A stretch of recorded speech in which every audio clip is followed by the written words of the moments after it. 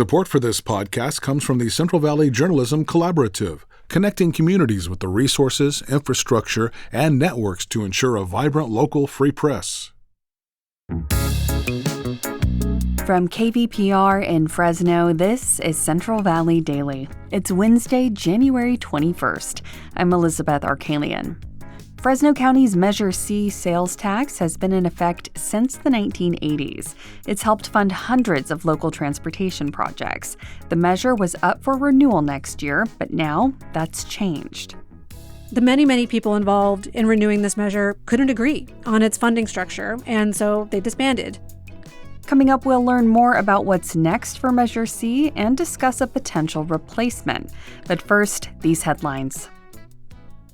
Governor Gavin Newsom told leaders in Europe they should stop, quote, rolling over for the Trump administration.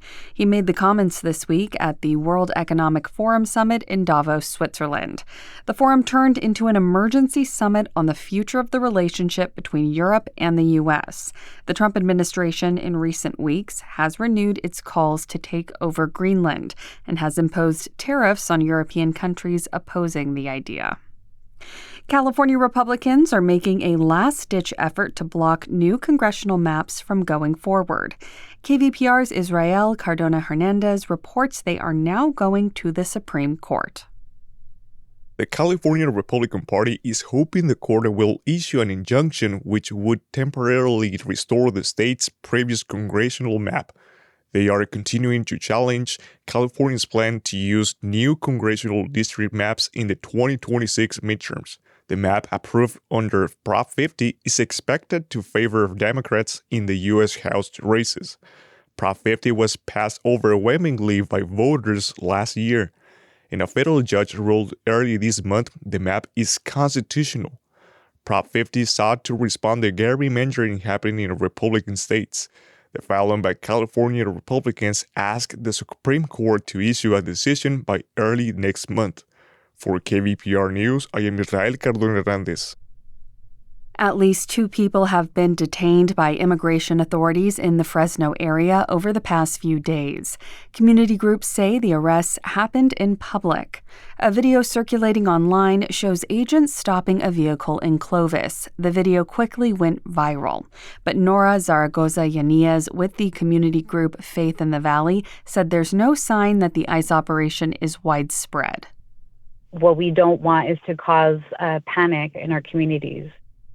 Immigrant communities have been on edge as ICE enforcement operations continue across the country. Recent ICE actions in Minnesota, including the death of a protester, have heightened tensions even locally. California's Democratic Senators Alex Padilla and Adam Schiff visited a Kern County ICE facility on Tuesday. They were in California City, the site of the state's largest ICE detention center. The senators toured the facility to ensure conditions are adequate. Their visit comes 1 month after California's Attorney General wrote a letter to the Department of Homeland Security about dangerous conditions at that facility. Senator Adam Schiff also met with truck drivers in Bakersfield on Tuesday. He held a roundtable on the thousands of truckers who could lose their commercial driver's licenses. That's because there's a federal push to strip licenses from certain immigrants. The move disproportionately impacts truckers of Sikh origin. These Indian Americans make up a large part of the trucking industry. You're driving through the neighborhood one day, and there, in your neighbor's driveway, sits a metal mess of spider webs the likes of which you've never seen. It's a KVPR car. Tell your neighbors, your family, and your friends if they've got a car they no longer need, donate it. KVPR can turn that unwanted car into great radio. It's a super easy and totally free process. Visit kvpr.org/cars to learn more. And now to our main story. Longtime residents of Fresno are likely familiar with Measure C. That's the sales tax measure that's been in effect since the 1980s and has generated billions of dollars for transportation projects across Fresno County. Well, next year, it's set to expire. And local leaders had planned to put forth a ballot measure to renew Measure C, but they found themselves unable to reconcile their differences earlier this month, and the renewal effort collapsed. Now, a group of community advocates and city leaders are proposing their own sales tax measure to support the county's transportation needs. And today, KVPR's Kerry Klein will break down what's in this latest proposal. She starts with some background on the original Measure C, which passed decades ago. So Measure C is a sales tax to support transportation projects in Fresno County. It's a sales tax of 0.5 cents per dollar. It was first passed in 1986 and went into effect in 1987. And proponents say it brought in about $10 billion to the county. $2 billion of those were directly from these taxes, and then another $8 billion were leveraged from state and federal sources. Funds went to street maintenance, like fixing potholes, also widening roads, adding sidewalks, adding bike lanes and trails, improving traffic signals, and improving accessibility according to the Americans with Disabilities Act. Lots of different things.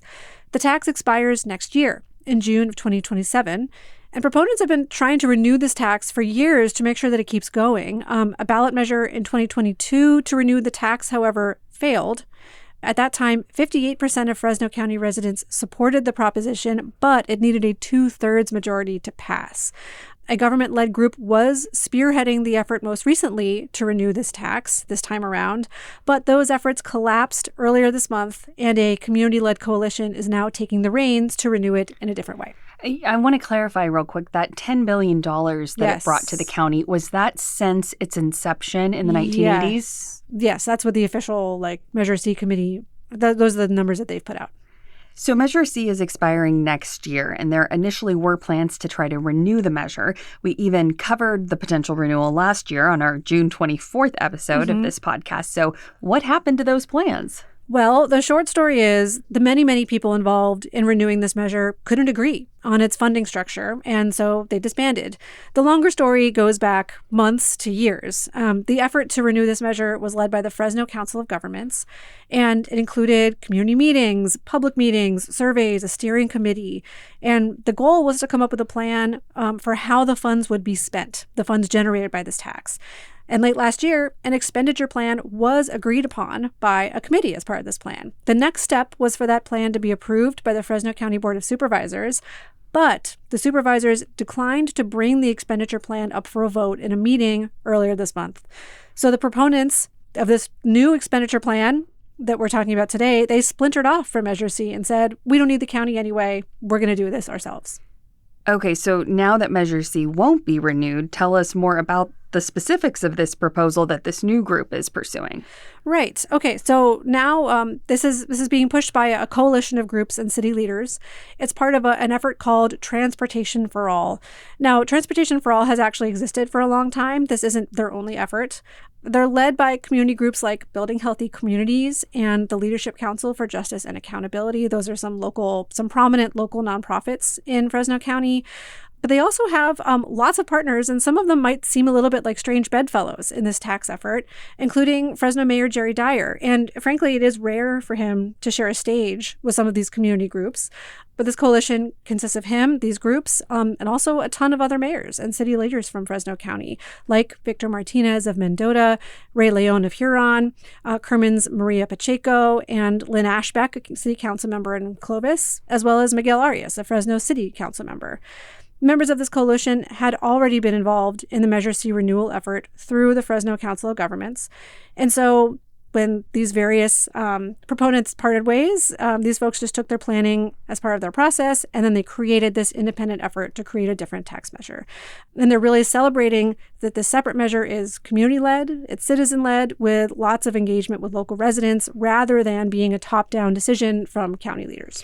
And I want to drill down into this a little more because I'd like you to distinguish the biggest difference between what would have happened with the renewal of Measure C when it did have that political leadership versus what would happen with this new proposal where so many residents are involved. Yeah, that's a good question because this is very confusing. It is pretty in the weeds.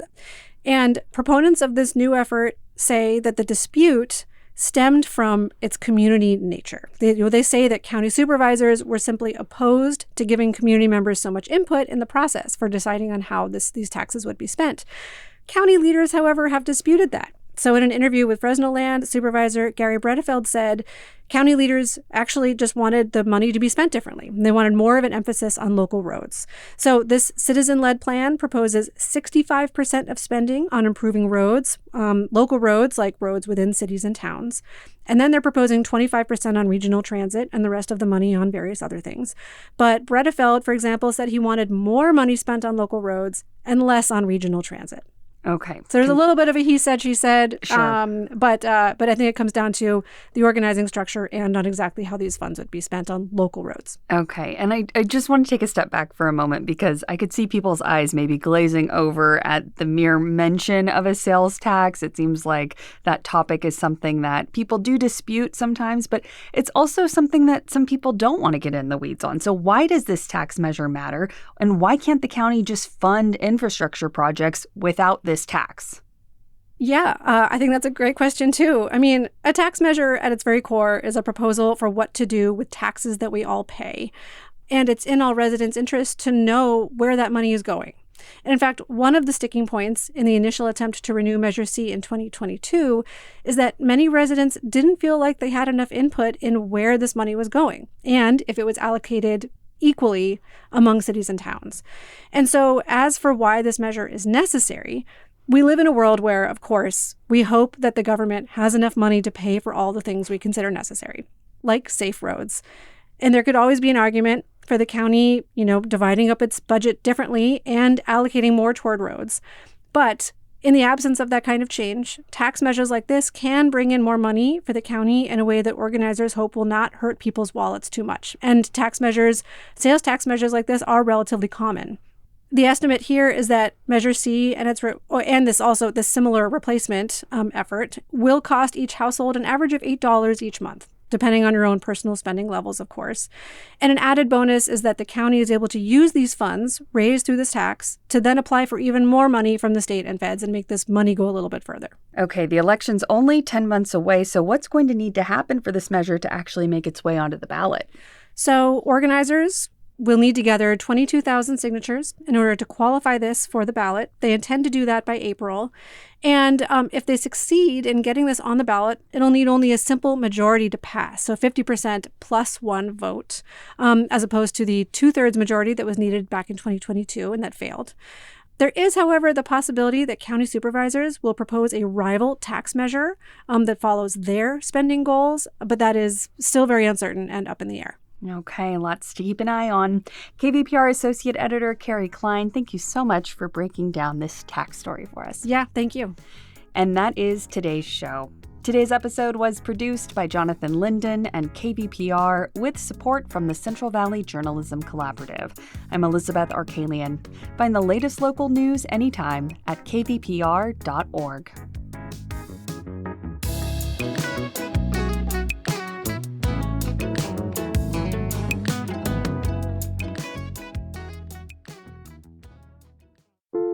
How does AI even work? Where does creativity come from? What's the secret to living longer? TED Radio Hour explores the biggest questions with some of the world's greatest thinkers. They will surprise, challenge, and even change you. Listen to NPR's TED Radio Hour wherever you get your podcasts.